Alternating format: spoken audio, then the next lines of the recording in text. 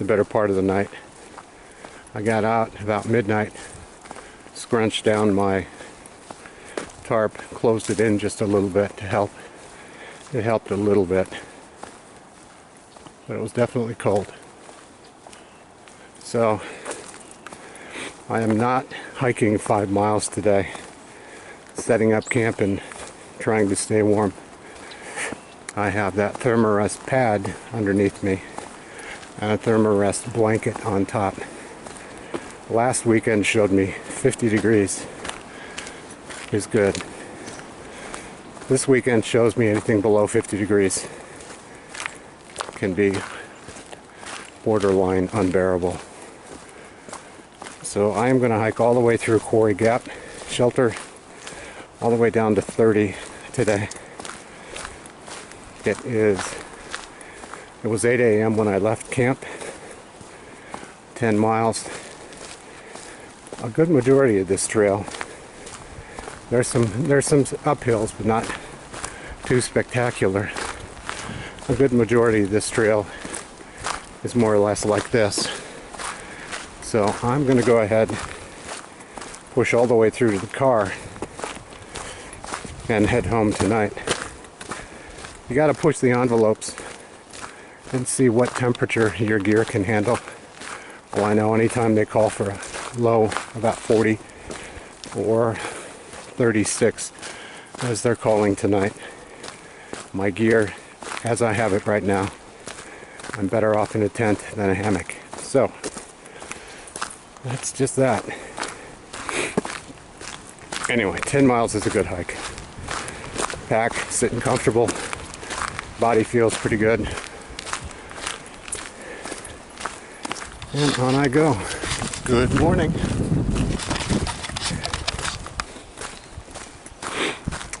We ran across, well, they came into camp by the shelter.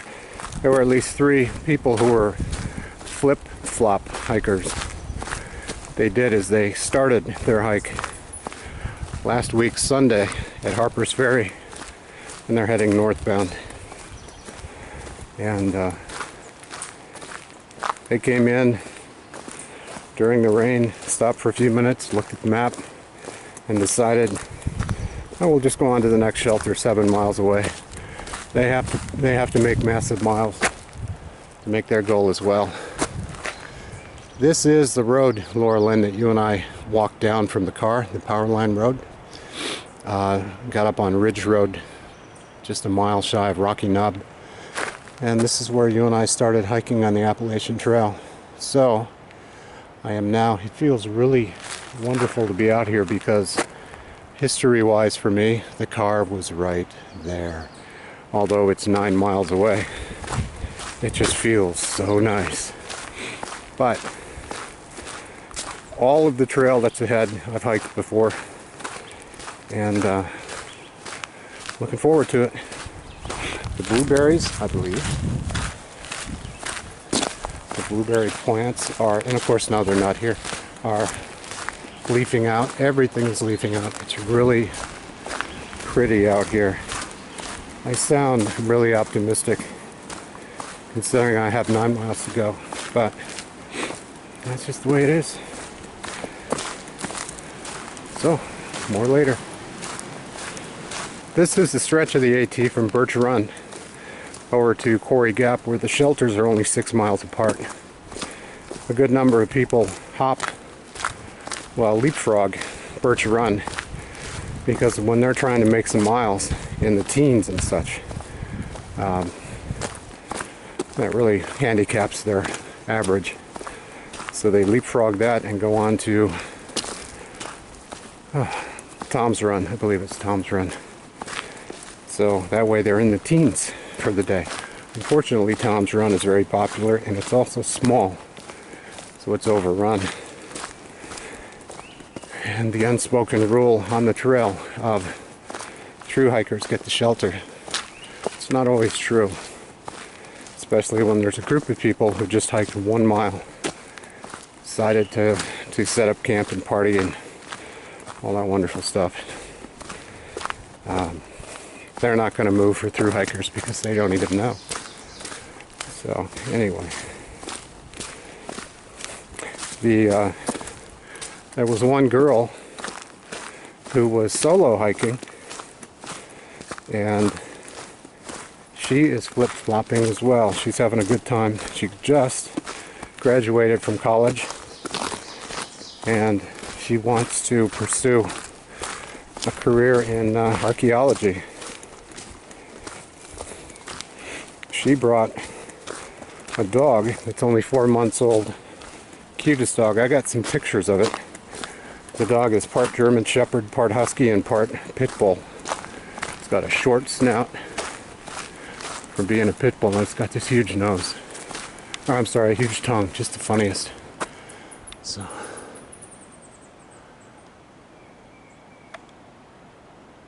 Nice.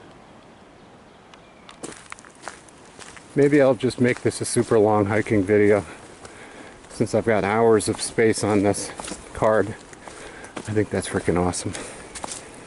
And when I come across flat sections like this, I'll actually be talking to you, Laura Lynn, that way. Not that I'm lonely. Nah. It just makes it more fun to explain and describe bits and pieces of the trail. Hiking, two of the guides, male and female, that were there from War College, that were, they work at the War College, and then they also rent themselves out on weekends and expeditions as guides, because they have worlds of experience. He used to work in Zion National Park. Anyway, everyone you meet knows something you don't, and you get to learn. That might be the true benefit, not just camaraderie, but true benefit of sharing a shelter, at least the picnic table of the shelter, with a bunch of other people. You see how they do their food. You get to see all the different brands of backpacking food. You get to see people who shop at Aldi's for 3-bean chili. It's only 1/3 the cost of a regular dinner backpacking. And people who have a Reflectix cozy for their dinners, but instead of having a clip on top, potato chip clip, they have Velcro.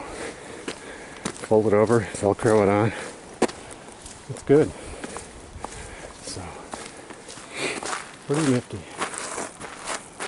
This is Sunday morning, about 8:30, out on the Appalachian Trail, just about a mile north of Rocky Knob Trail in Michaud State Forest.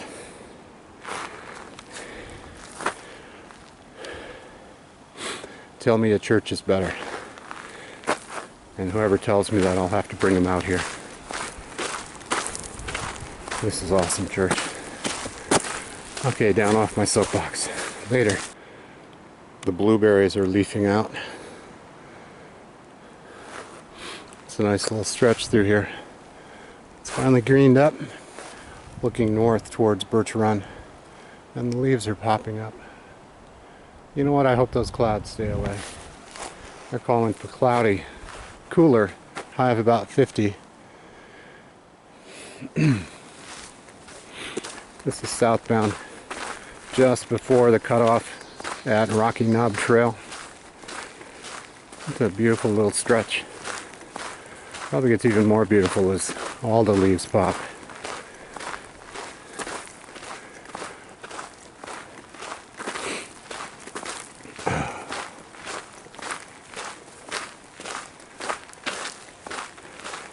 About a mile, we've got a downhill,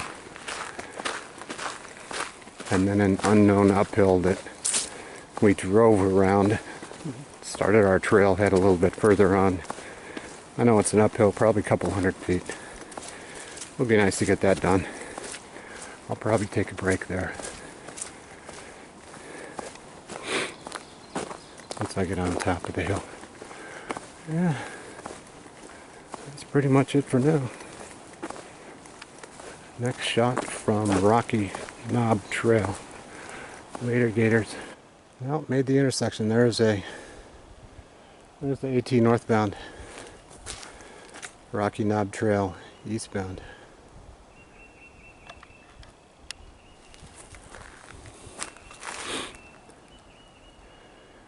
There's the AT southbound.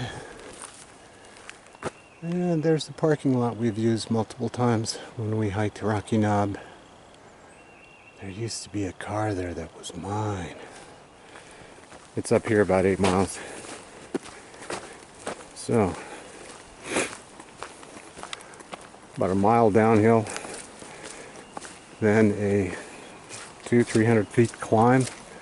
Then I'm back at the trailhead where Laura Lynn and I were at a couple weeks ago when we hiked down to Hossack Run. All for now. The AT through here gets interesting, more interesting. I got some logs to keep the trail in shape. There's an old forest road, probably a generation ago, used to be a forest road. That comes up from Ridge Road right through here. And here's the AT heading southbound, curving into pines. Pretty cool. That looks like part of an old plantation. Pines. That would be a great place to dive into. Set up a hammock. Although, looks like the saplings are taking hold.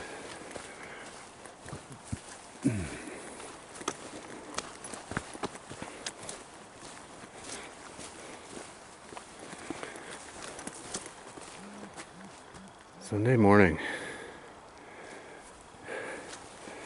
Not even 9 o'clock. And my Fitbit is going off telling me I've got 10,000 steps.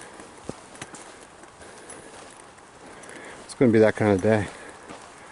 Yeah, I figured what the hell, put the Fitbit on. Chart some miles, steps. Oh, this is some pretty stuff right here.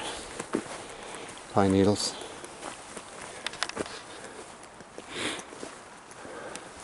Beautiful chunk of trail. I know in a mile it's going to get ugly when it goes all uphill. I'll get all cranky, but once I get to the top, I'll be all thankful. Anyway, on I go. Probably about a quarter mile from Ridge Road, crossing Ridge Road and heading uphill. That is the old, well, it's probably old growth, not plantation. Back in there, all kinds of prime hammock spots. Protected from the wind by those tall pine trees. Nifty, nifty. Very cool. On I go. Now, if you were deer hunting, this area looks super prime.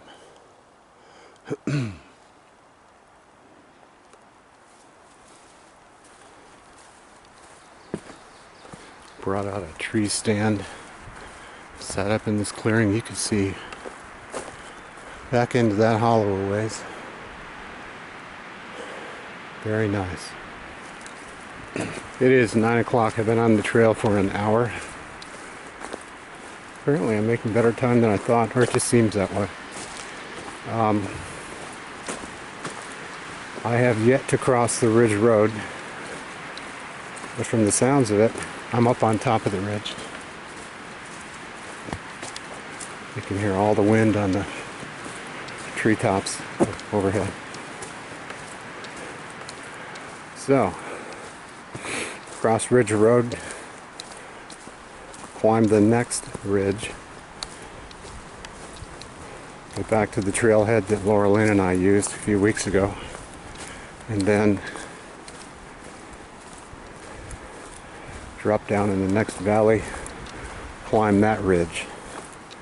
Let's see if that's where I am at 10 o'clock. All for now.